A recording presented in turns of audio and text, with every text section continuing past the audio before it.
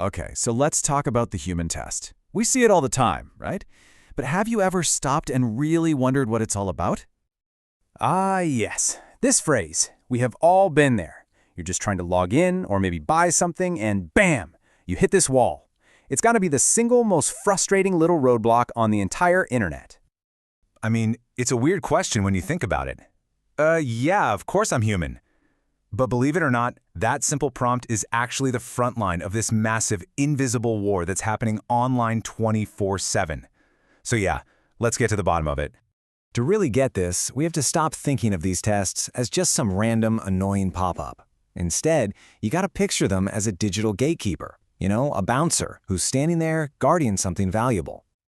Just think about it. The last time you tried to grab those concert tickets, the second they dropped, or even just trying to post a comment, that's when this bouncer steps in, arms crossed, basically saying, hold on a sec, prove you're one of us before you come in. So if we're the ones they're letting in, who exactly are they trying to keep out? Well, the answer is the internet's huge hidden population of non-humans. It is time to talk about the bots. And get ready for this number, because it is absolutely wild. Almost half, 47%, of all traffic on the web is not generated by a person. Just let that sink in. Nearly half of everything happening out there is automated. No wonder websites are so paranoid.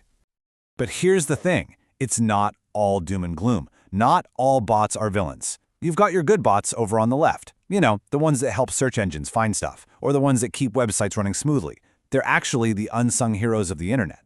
But then you have the bad bots on the right. These are the troublemakers. They're the ones built to flood comment sections with spam, to steal data, and to snatch up all those concert tickets before you can even click. These guys are the reason we have that gatekeeper. So this constant threat from the bad bots, it kicked off this really fascinating technological arms race. It's like a spy movie, but it's all about one thing. How do we tell humans and machines apart?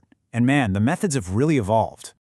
It all started with those squiggly, warped words that were almost impossible to read. But here's the crazy secret. While you were squinting and typing, you were actually helping digitize millions of old books that computer scanners couldn't figure out.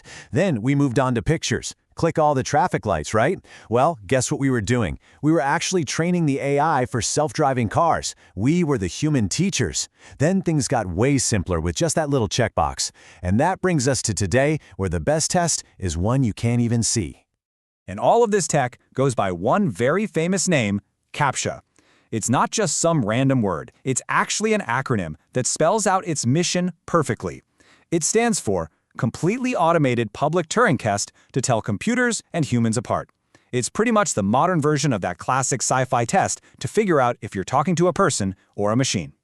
So how on earth does an invisible test even work?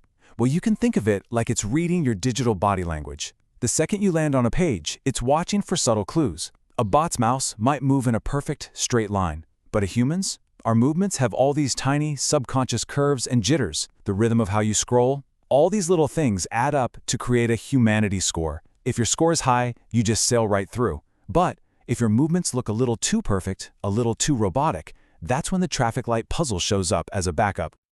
But, of course, the story doesn't end there. That arms race we talked about, it is more intense than ever before, mainly because that line separating human intelligence from machine intelligence is getting blurrier every single day. And this, right here, is the modern plot twist.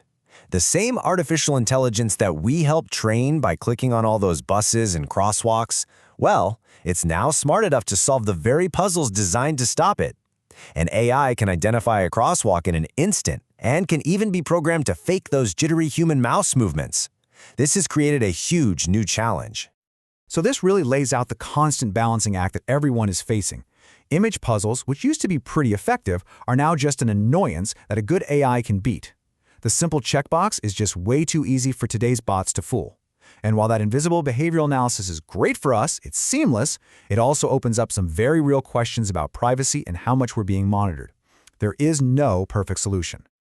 Ultimately, this is the holy grail. This is the dream. The perfect human test wouldn't even feel like a test. For every real person, the experience would be completely invisible and frictionless. But for every malicious bot, it would be an unbreakable wall. So that leaves us with a truly fascinating and maybe kind of scary question for the future. As the AI we've built gets better and better at imitating us, how will we prove our own humanity online? What on earth could the next human test possibly look like?